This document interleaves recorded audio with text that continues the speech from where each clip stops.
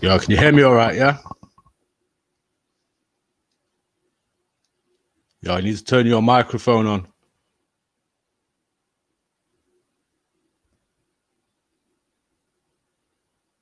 Yo, a couple of technical issues there. We'll just be starting this in 1 minute.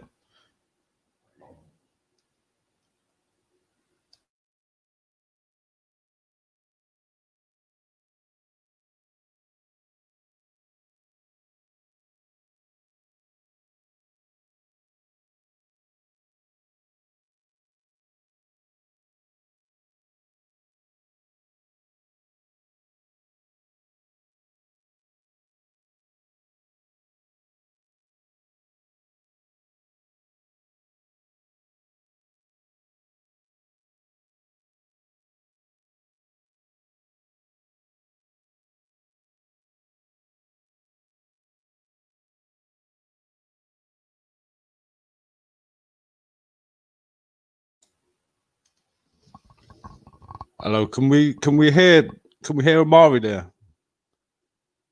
If anybody can hear, put something in the comments. Hello, James. How's it going? James, if you can hear Omari, like drop something in the comments and just let us know.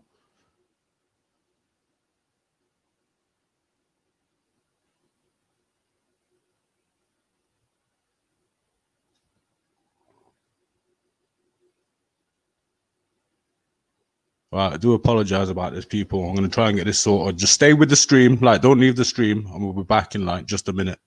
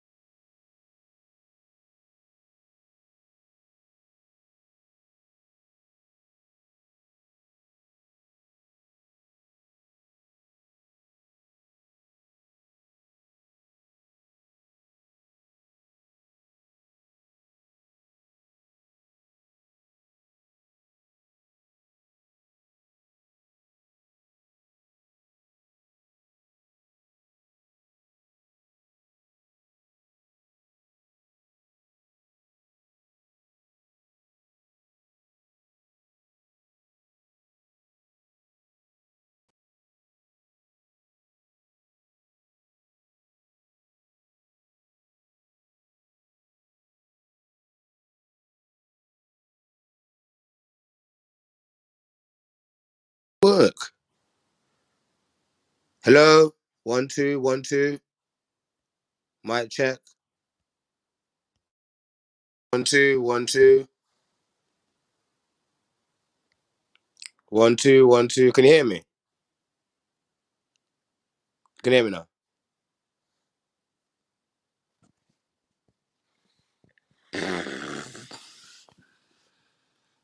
Not again.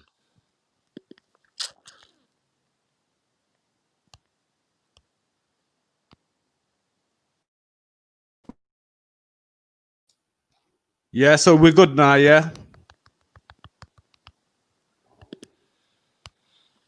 I can't hear Right, that's good. Yo, I'm not... Yo, can you hear me now, yeah? I can hear you now, yeah. Right, that's it. Do you know what? We got your end sorted, and then I forgot to turn my mic back on in it. So, that was my mess up there right at the end. All right, then. So let's get into this then. Okay, so yeah, so a few people watching will already know who Omari Grant is, aka the Praying Mantis, aka Kriptik. I've known him a while, and I'm just gonna say he's like one of the most hardworking people that I've known in my life, whether it comes to writing books, making music, doing sports, just whatever it is. Like this guy, he puts his heart and soul into it. So yeah, before we start like with this interview and everything, please go and give your support. There's a link in the description that will take you to go and buy his tickets. They're online. We'll go through all that shortly anyway on how to do that. Also, the channel sponsor is a Benza. If you go and click on the link in that description as well, go and show him some love because yeah, he's a good guy as well. He's got some great stuff on his website. So yeah, that's it. So Kriptik, how you been? Look at the hat, look, Benzi. Yeah, you got everything sorted, man. Everything's good. I'm all right, man. Thanks for that intro. That's a massive intro, man. Thank you. No, mate, all real talk, man. All real talk. So yeah, how you been through all this lockdown and that? You been all right, yeah? You know what? Corona's has been the best thing for me. You know, I'm not gonna lie. This whole year has been really good for me. It's mad because I did the book. I've traveled to France. I traveled to Belgium. And literally, other things in my life personally have gone well as well. And obviously I got called out for this fight. So it's like 2020 has been a really good year for me personally. It's been a mad one, isn't it? I think, you know, for creative people, like 2020, all right, it's not great, the stuff that's happened, but for creative people, like, it's been good because we've had a chance to, like, sit back and reevaluate everything and just attack everything from a different approach. So exactly. It's good. And good to sit, like, I've seen you all online everywhere, and yeah, you've been putting the work in still, man. You've been grafting. So, yeah, let's get into it all then. Start off then with the boxing career. Where did it all start then for you? My friend Michael, you know him as Mixie, he actually told me, "Oh, I want to do a boxing charity match," and he brought me along as moral support. I wasn't interested in boxing. I had no idea about anything to do with boxing. I did a bit of karate when I was younger, so I thought, all right, then I'll do some training with him. I ended up getting on the show, and I won my first fight, and since then I just got the book for it. Yeah, I remember that. Who was that with that fight? That was because I think Magic Mikey did it as well, didn't he? I think he was on the same. Is he on the same card? I'm not sure. I can't remember. Magic might be in there.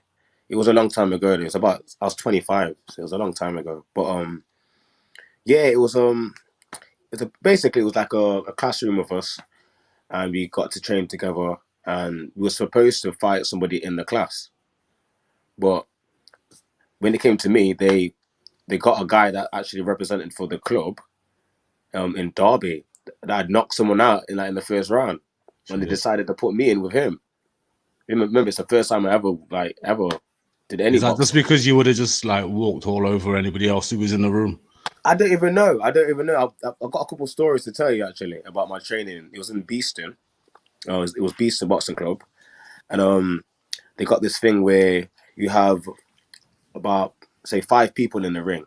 So each person has a corner, and then the person's in the middle, and then you have to fight each person for like 20 seconds. So it's more like a stamina thing, and obviously getting used to different styles. And I'm in the middle now, and I can remember I'm fighting, should be boxing. I'm fighting, and all I can see is the shocked faces on everybody. And everyone's faces is like looking at me weird. I'm thinking, what's wrong with them? After the lesson, the guy that runs the whole gym called Kev, he came up to me. He's like, "You got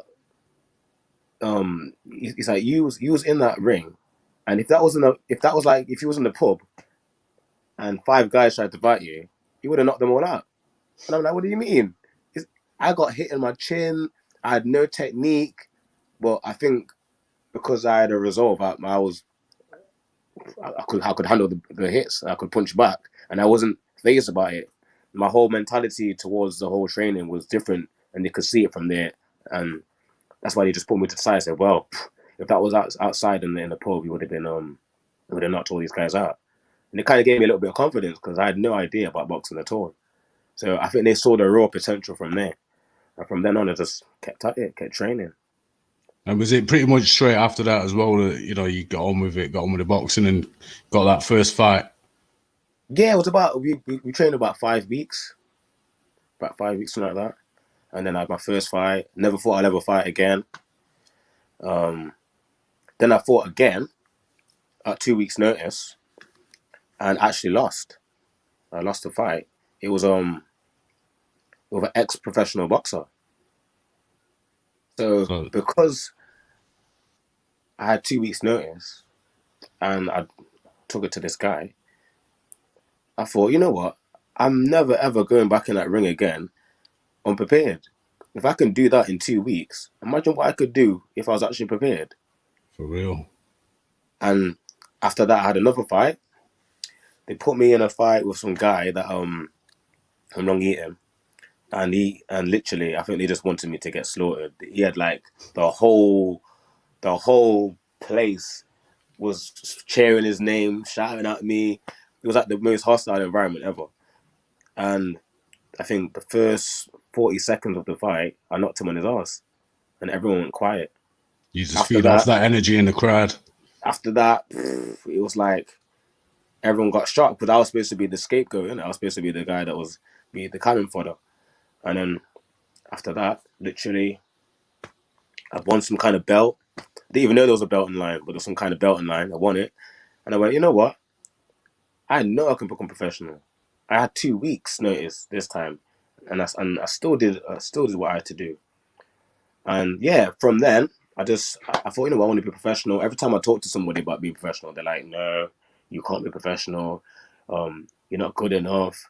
You're too old. And I had all this negative feedback. But with me, when you're negative to me, it spurs me on. I thrive on pressure. So it was like the worst thing they could have said. Maybe if they would have like tried to gas me up and big me up, I may not even fought again. Maybe never done boxing, but That's because they how did it the goes opposite, sometimes, isn't it? It's, you know, you just want to rebel against the people, in it, when they say something. I'm very determined, very, very, very determined. So yeah, literally, ended up fighting in a event called Fight. What's it called? Not Fight Night. King of the Rings. King of the Rings. There's a promoter called Nash. They do like kickboxing and MMA and Thai boxing and boxing. So I actually fought in an octagon. And another story. I'm super lightweight, so around 145 pounds. My opponent came in as a heavyweight. So Straight up. basically, it's like, oh, um, I didn't get the weight properly. Obviously, you know what lightweight and heavyweight is. It's two different categories. So you came in It's a to, ridiculous matchup. yes, ridiculous matchup. But I have the choice. I said I'm gonna still do it because people have bought tickets and they want to see a fight. And I could easily say no because it's not the right weight. But that would let all my people down, let all the supporters down.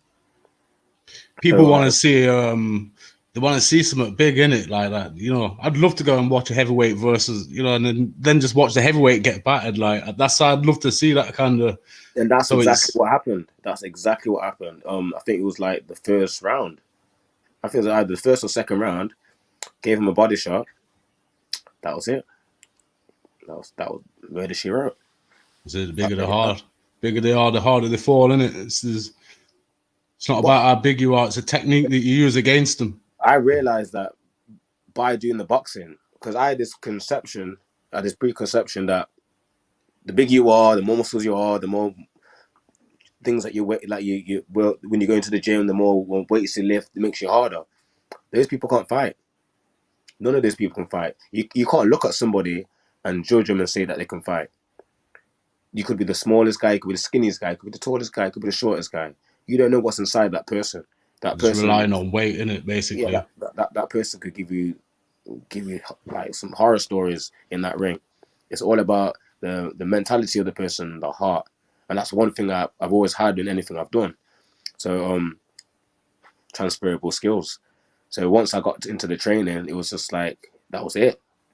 I went away for about a year, didn't tell nobody anything, and I found a professional gym. Remember, I was going around everywhere. I was asking for help, trying to get training, trying to find coaches that will coach me. No one was interested. No one said I could do it. They said it was a waste of time. Found somebody, and then I ended up having 8 fights. Ended up going for my professional license, and that's the rest is history.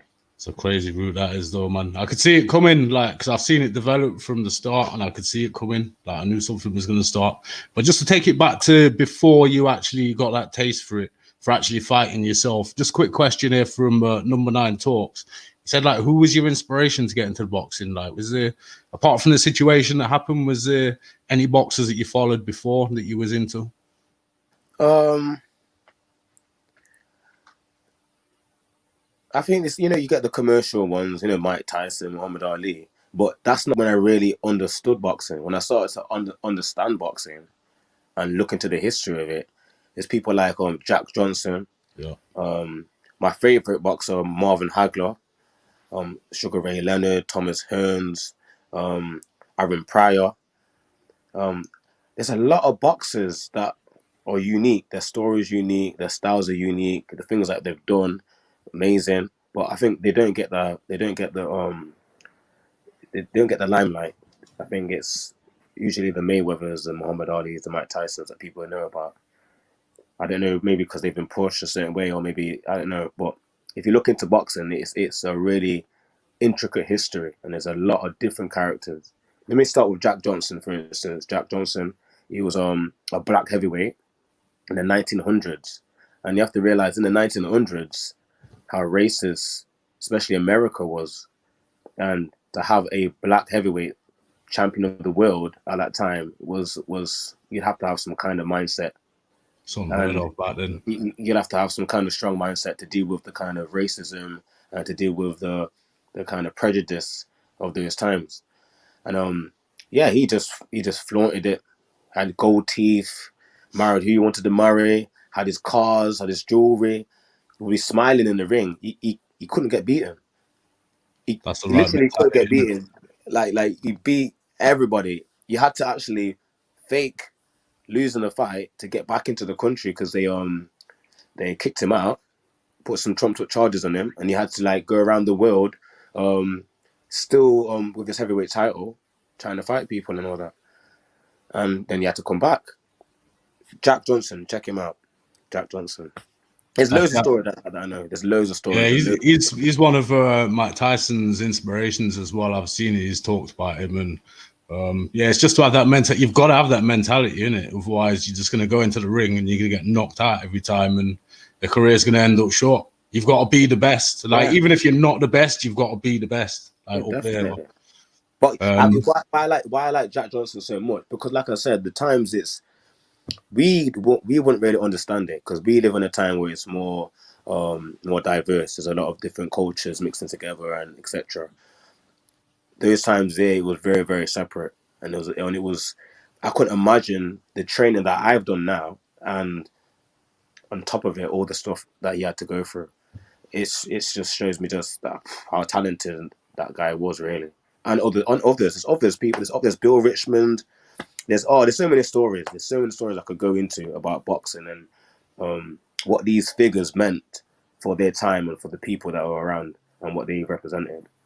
So that whenever I've gone in the ring, I'm not just thinking about myself. I'm thinking about the whole history and the whole reason why people fight and the discipline and the etiquette between fighters and the respect that you get after having a fight.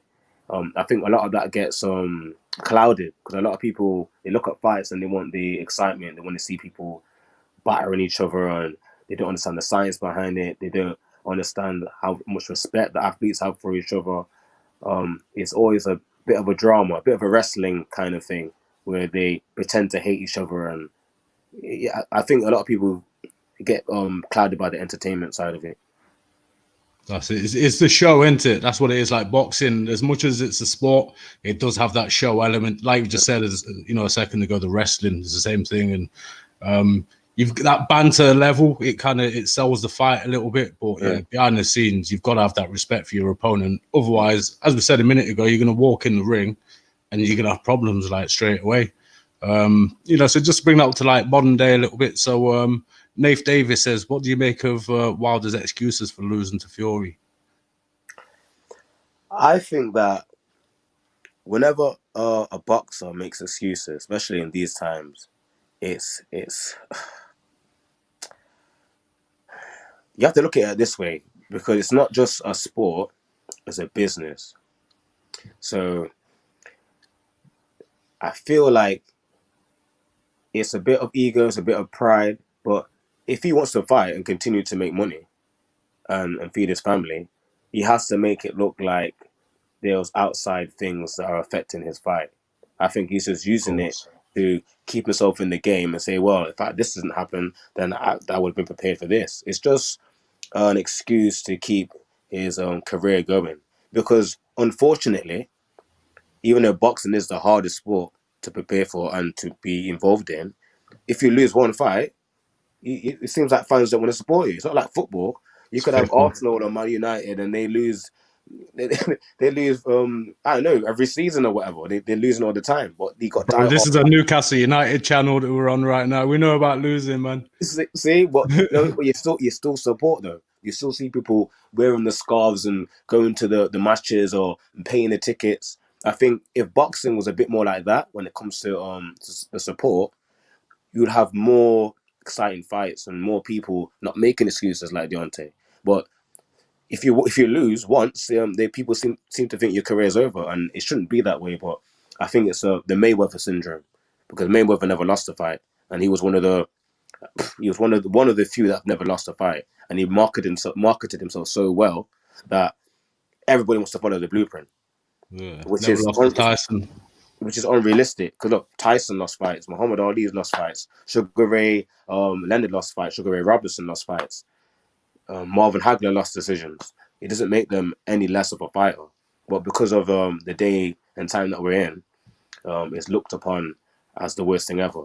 But I think boxers should get more support, like footballers get support, because it's not as hard. No, I agree. So coming up to this fight as well that you've got coming up, how did this all come about, this fight? It just kind of popped up from nowhere. To be honest, when it first happened, I think you was trolling people. I really thought you was fighting a police officer, man. I was talking to one of my mates and I was saying, yo, Crips is fighting a police officer. This is going to be amazing, man. But yeah, how did it all come about? Like, he called you out, didn't he, I think? Yeah, I think a lot of people think that I called him out, but no, literally, I finished doing my book and I was just literally selling it online, and he just called me out. I think personally, not to like throw any shade on him, but I think he probably thought I wouldn't reply, and I think he thought that because I was doing other things, that I probably wouldn't take him seriously. But I've always wanted a fight in Nottingham. I've called out fighters in Nottingham when I was a professional, and they didn't want any part of it. So I think he didn't really study me. He just probably, maybe it was an ego thing again. I think somebody must have whispered in his ear and said, "Oh, you can fight Kriptik." Oh, and he probably said, "Yeah, I can fight. You ain't fought nobody." It's all ego. Like, if you actually knew who I was, I knew my determination, I knew what I was about, he would never in his life would have rang me and told me he wanted to fight me. He doesn't know what he put himself in for. He really doesn't. And that's not me hyping up at all. January. Like, that's not me not hyping at all. And the very fact that he has no footage, he told me he's 5'1" and he's knocked out 4 people. I haven't knocked out anybody in my professional career. I'm not gonna lie. Unprofessional, yeah. Unlicensed, yeah. But in my professional career, I haven't. He came up with his KO rate, 4 knockouts, but there's no footage at all. For none of it, not one of them. I don't even know if he knows his opponent's names. Bro, I'm not going to lie, that sounds suspicious to me. I might have to get him on the show, you know. I might have to get him on next and have a little talk to him. I don't know if you're watching this. Like, he was asking me, he's like, "Oh, could you got all these interviews?" And I said, "Well, because I put up footage. People are going to want to talk to me about what I'm going to do. Like, could I put up footage? But if you're not going to put any footage up, I'm not going to lie. I'm not going to lie, Blunt. I don't think he deserves an interview. You don't think he deserves it? I don't think, unless he puts up some footage, then interview him. What are you going to interview him about? Yeah, there's not a lot to say there, really, is there? Not a lot to say. I'm just being honest. Like, well, it'd be good to kind of get his side of things and see what he's got to say. Like, you know, try and get inside his head a little bit and see what he's thinking. See how he's thinking about the fight. You know, so that's true. But I do think, like, because I got it on camera. In fact, I got a clip. I said, "When are you going to put out the footage?" He said, "This week," and that was like a month ago. Oh shit! So he's saying he's got footage, but he's just not posting it. Oh, which that's doesn't make any sense to me. no. Like, If I had footage, I'd post it straight away. That's the first thing I'd want to be doing. When you know, we both know when you want to promote something, you get it straight online, man, straight away for everyone to see. There's no point exactly. hanging on to it. There's no value to it when it's in the back pocket. It's, you know, you may as well get it there. Does it exist? That's the question. Well, I'll get to find out, man. I'll ask him some questions if he wants to come on. If you're watching this at any point, Hornet, then yeah, the invitation's there. Come on, answer some questions, and we'll get to the bottom of all this footage and see where it's at. See how you're feeling about the fight. So yeah, with the fight then, like, how has COVID affected that? Have you been able to train more or less? Like, obviously the gyms have been a bit. Yeah, well, I'm not gonna lie. My first day of training, I did some sparring with Lee Wood. I saw that on the pictures. My first day of training. That must have made you feel good, innit? Not the punches to my head, no. Guess you're ready though, innit? It was a good experience, and it showed me what I need to improve on, because he's very, very, very high level fighter, and that's my first day. So Hornet, it's all right not putting up footage or whatever, but you're gonna have to put something up soon, because I'm not gonna be playing about when it comes to my training. I've never played about when it comes to my training. I know I study my craft. I know my craft. So it's like I just don't. I didn't know what's in his head. Maybe you might surprise me. Come out. They built a statue of you, like, within how long? Within 12 months of you be like, mate, that's mad. I've not known anyone that's had a flipping statue built of them, man. That's crazy. Respect. Yeah, if I was an up and coming boxer, I'm not gonna pick someone that's got a statue built of them to be like, you know what? I'd like, he's the end boss. Like, I'll save him for last. The end boss. Well, on the other hand, I feel like he must be very confident that he wants to fight, and he must really, really think that he can knock me out, and he can beat me up. You have to realize we're doing 8 rounds. I've never done 8 rounds before. It's a long way. I've done 6 rounds before, but I've not done 8 rounds. So the fact that he is saying he wants to do 8 rounds with me shows that he is extremely confident. We might have to drug test him though, because that's too confident. but you know what the old saying of confidence goes a long way. Like just don't take it. Don't be like complacent with it. You could just pull one out of the bag, and you just never know. Like you've got to respect the opponent at the same time, and just understand that you can still do things. However, I'm not sure that he's gonna, man. Like I know what you're like, man. Like I think you've got this fight in the bag personally. So yeah, like I think there's another question. Sorry, I did jiu-jitsu for 4 years. It says when I was a kid, when I enjoyed it, but what I took from it was a calm head and calm. Exactly what this guy is saying. Exactly. Sorry, I don't know if you're a girl or guy, but 9. Yeah, he's cool. I feel like when you get into any sort of martial arts or sport or whatever you're doing, you have to approach it in a disciplined manner, and you do get a calm head, and you do have a calm personality, because you know what you're capable of. You know how hard it is to train, and you know what you're capable of. So you automatically are humble. I think the people that have the biggest egos, or the big people that shout about and do this and do that, or the ones that aren't really confident, they're using that as a mask to portray confidence. When you're confident, you don't have to jump around and make noise. You know in yourself that what you're capable of. They always say that the master always wins before the fight.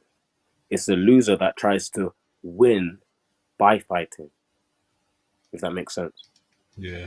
No, that makes complete sense, because it's like it's the same at school, innit? When you're growing up, you'll always find year 1 and year 2 of being in senior school, there's that quiet kid, and everyone just thinks, oh, he's an idiot. But you know, by year 3, he's knocking people out, like, and you think, bro, where did that come from, man? Like, that's kind of, and like same as my granddad. My granddad's like, he's Irish, and if he was shouting, it was cool, but when he was quiet and you'd pissed him off, that's when you realize, like, yo, I need to get out of this guy's way, man. Like, he's vexed. He's vexed. So yeah, question there from James Brown. I don't think it's the James Brown, but if you could fight any current boxer, who would it be? I'm not gonna lie. What's his name? I forgot his name. He's really, really good as well. Josh Taylor. Taylor. Josh Taylor, and that's because he's an excellent boxer. I can see that fight. And he's in my weight as well, and he's excellent. I can see that. He probably would knock me out, but that's somebody that I would like to fight because it'll be a massive test, and I know that my style is really, really unorthodox.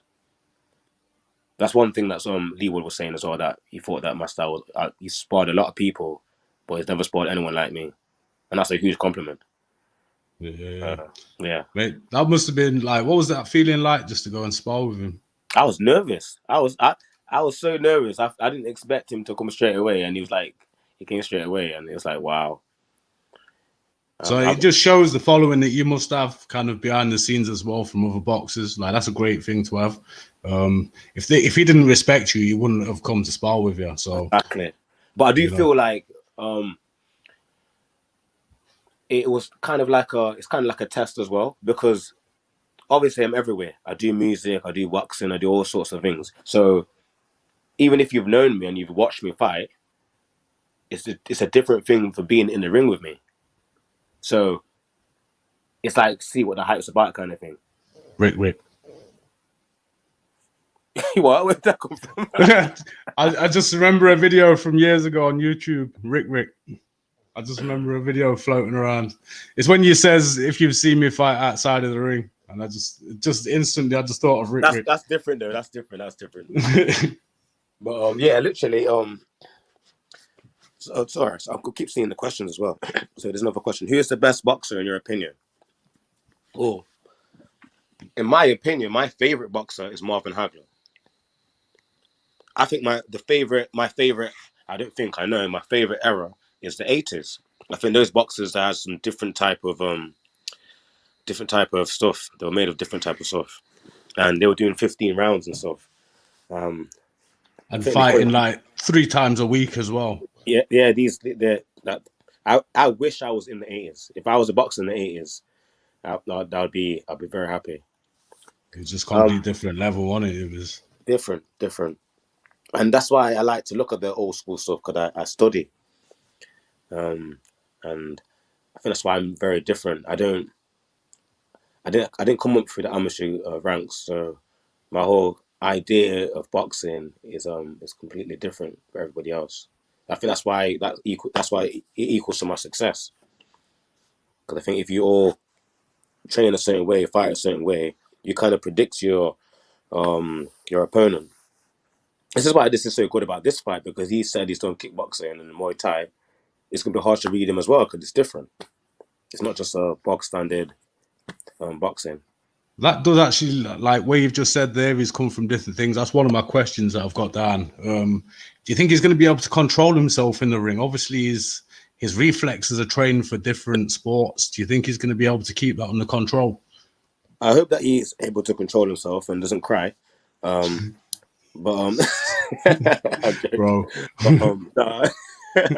No, basically, I have no worries at all about what he's going to do, at all, because I know in myself, I've sparred champions.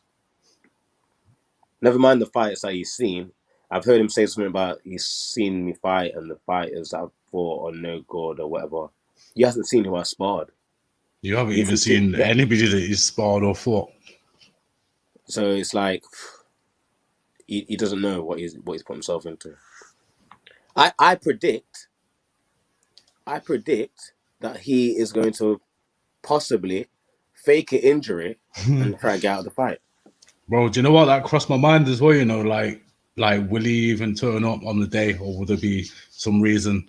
You know, coming from like battle rap that I've done, I've heard all the excuses over the years. So many dead grandmas and so many dead aunties and poorly uncles. Like, is it going to come to that on the day? Is he going to turn up? I don't really want him to play no emotional card. I feel like that's what he might do. You know what I mean? I think it's a good reason why we're fighting, because it could easily just be like, oh, on road, you're ringing me up, you're cussing me, or you're trying to say you're better than me, and then turns into some kind of beef. I thought, no, I don't want no excuses. Let's get in the ring. You really believe that you can fight me in the ring. Let's do this properly. I'm not going to give you an excuse to say that I tried to spoil it, or I tried. Cause people have come up to me and got angry with me, saying, "Oh, I don't like how you're dealing with Benji," and I'm like, "What do you mean? He's called me out." Like they think I'm bullying him. I'm not bullying him. I'm actually Just having banter with responding. him and joking with him and giving him a platform to express himself. But it's like he doesn't really want to do much. He wants to sit on his Facebook and put up funny videos all day. So do you think he's not taking it too serious then? Do you think I he's going think to be... I think he's taking it serious, but I don't think he realizes who he is going to be fighting. He doesn't realize. I'm not a joke. just going to wake up on the day and think, wow, this is it. It's today. Hopefully, if you're watching this, Hornet, like, make sure you turn up to that fight, man. I really want to see this fight. I can't wait to see this fight. So we've got to turn Someone up. said, "Do you get nervous?" Yeah, of course. I get nervous about what I'm going to do to him. He also followed that up as well with how do you calm your nerves before a fight? Think about the things I'm going to do to him in detail. That's the best way. That's the best way. Just like Mike Tyson, he always said his mentality going into a fight was he won before he entered the ring. Yeah. Like when he was in the ring, he'd already won like an hour before he stepped in there. So how could he feel nervous when he's already won? And that's the best way to think about it, man. Then It's all about preparation, isn't it? Like if you know what you've done, then you shouldn't be feeling that nervous. But said the only time he was nervous, he lost was when he lost against who was it? What's his name? When he lost that fight, he wasn't mentally prepared for that. Was it Holyfield or was it? No, not the Holyfield. Yeah, the one before that. It was a few earlier years before. But yeah, Nath Davis as well. He says if you could fight anyone from any class, any weight class from any era, who would it be?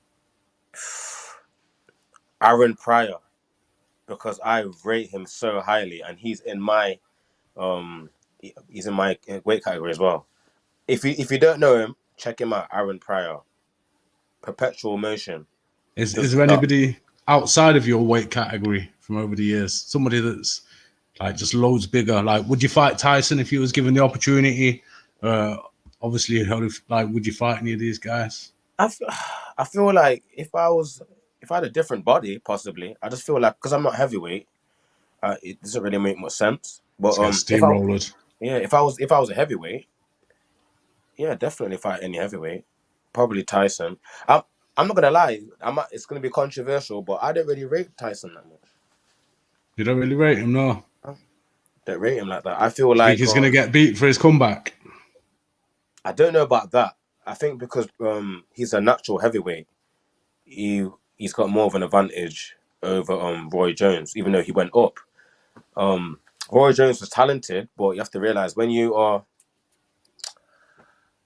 got the skill, there's athletic skill and then there's technique. Bernard Hopkins, he had a fight with Roy Jones when Roy Jones was at his peak, and Roy Jones beat him. When they got older and his athleticism went down, Bernard Hopkins beat him because he had the technique.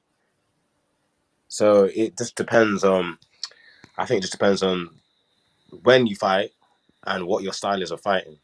I think with Jones, he knows that to beat Tyson, all he's got to do is keep out of his way for like the first 3-4 rounds and then just move in. If you can just keep out of his way for the start, tire him out, then yeah, he'll go in, he'll get the win. If he gets caught in any of those flipping volleys, like in the first few rounds, it's game over. But the thing is with Tyson as well, we don't know. He might have improved. What's his name? He did the grills. George Foreman. He got beat by Muhammad Ali. He came back a whole 10 years afterwards, and he started smacking up these young guys. Yeah, they was old for that, wasn't it? When I was, boxing's not really a thing anymore. Where it's not like football. When you're 30, you're pretty much done. Like your game's over. When you box, you can still be physically strong. You know yourself. You've been in the gym and you've seen men that's like 60, 65 years old, big hench guys, and you look at them and you think, no, I wouldn't have it with them. Like they're bigger than like me, and I'm like in my prime supposedly. So yeah, age ain't really a thing. It's what you do with your body during those years, how you It's look weird, after yeah. yourself. Of course, it's wear and tear. Like, for instance, a guy that's been doing boxing since amateur, since like 12, and if he's my age, say 31, it's gonna be worn out. But me, I started at 25. I've only had 8 fights, so I know what I've got inside me. I know that I've got enough fighting years left in me. Long time, yeah. I could be 50, but because I've not gone through that wear and tear, I know what I'm capable of. So, That's are you it. worried about your next opponent fight, Shaq Penn? I'm not worried at all. I'm worried about myself. I think myself is my biggest opponent. If I want to be in form, I know I need to do certain things. And I've done a lot of promotion, but it's boils down to the training, really, training and determination. And as I said at the start, you're pretty much one of the most determined, hardworking guys that I've known. But honestly, I take inspiration from you, like just the way you put yourself into everything. Like it's an inspiration that a lot of people should be able to take something from that, man. So yeah, what about after this fight? What do you want to do after this fight? I want to Carry rematch on. him. I want to rematch him in the octagon. I want to do some kicking because everyone thinks I can't kick because I'm a boxer, or whatever. Like I didn't naturally kick before I got into the ring. Well, is that a serious statement that you're putting online now? You'd like to go to his sport and I would like to do that, but it's just I'm finding it very hard to believe he's even done that. is there no evidence of that either? I There's can't no see any evidence. evidence. Have No you seen any evidence. evidence? I'm not gonna lie to you, man. I've to research for this video now for this live stream. I did look out for him and I've looked for stuff. I couldn't find anything, mate. Nothing. So what kind of mentality is that? Somebody that hasn't got any fight footage calling out somebody that has fight footage. He told me that he's been watching me for years. So he's been studying me for years. So he's got really no excuse not to win this fight. Yeah, man. He's I've been been watching studying. boxing for years, but if I stepped into the ring, like 10 seconds, I'm getting knocked out, man. You know, don't matter if you can come from the street fighting world or what. It's completely different getting into a ring and going by some rules, and you know, it's a different world. It's one of those. I got to go. I know I didn't want to cut it down short. I think we should do a part 2. Oh, Honestly. 100%, mate. 100%. We'll do a part 2. Let me just see if there's let me just, is there anything else in there? There's a few. We've got Knock Him Out, champ. Respect, Raheem. I'm just going to put a couple of these comments up on the screen quickly just before you do shoot off. Because yeah, there is some support here coming from the comments. But yeah, 100%. We'll come back and do a part 2 because yeah, this has been great. I need to research them. All these names that they're saying now, I need to research them. Oh, this one here. But we know all these down, and then part 2 we'll sort that out. Yeah, man. Yeah, we'll do that. Yeah, everyone that's in the stream. Mom said he's got before I go, he's got footage of this hype boy in the gym. I'm not gonna lie, yeah. Hornet has got the best hype guy ever. I had to say it in the comment. He's got a hype guy, yeah. He's got the best hype guy. He was pushing his weights, and the guy was like, "Yeah, oh shit!" I need to show you and just send you. Bro, send me that. As soon as we come off this, send it straight through. Before you go, like, tell people quickly where they can get the tickets, where they can follow you and everything. www.icbboxing.com. You click on events, you go down to 30th of January, because that's where it's going to be, 30th of January. It's called Champ with Champs, and it's a 2-day event, but we're going to be on the first day. It's £10, and literally, once you sign up and you pay for the ticket, you put the name of the person you want to buy the ticket for. So, for example, Omari Grant, Omari Grant, and that's it. You got your ticket. You get your live stream sent to you. Yeah, all that's in the comment in the in the description for the video as well. So yeah, if anybody wants to go find that, if you're watching this video back, go get your tickets, man. Go watch it. It's going to be great, man. And yeah, Omari Grant, Prayer Mantis, Kriptik. Thank you very much for coming on, man. It's been great. Thank you for me. No, man. No, it's all love, man. Thank you very much for coming. All right, safe, man. Yeah, that's it. That's the end of the broadcast. Thank you very much for watching. If you want to go and check out the hats, the t-shirts, anything that I've got on here. The sponsors in the description as well. So yeah, go check that out. Make sure you go get your tickets because this is going to be a great fight. If you've not seen Kriptik before, Omari Grant before, Praying Mantis, then go look for him online. There's footage out there. Go check out his music as well. Look for Kriptik online. Go check out his music. He's a good lad, man. So yeah, that's it. That's the end of the broadcast. Thank you very much for tuning in, and I'll catch you all later. Oh, and don't forget to hit that subscribe button as well. Hit the subscribe button if you haven't already. Hit the like button.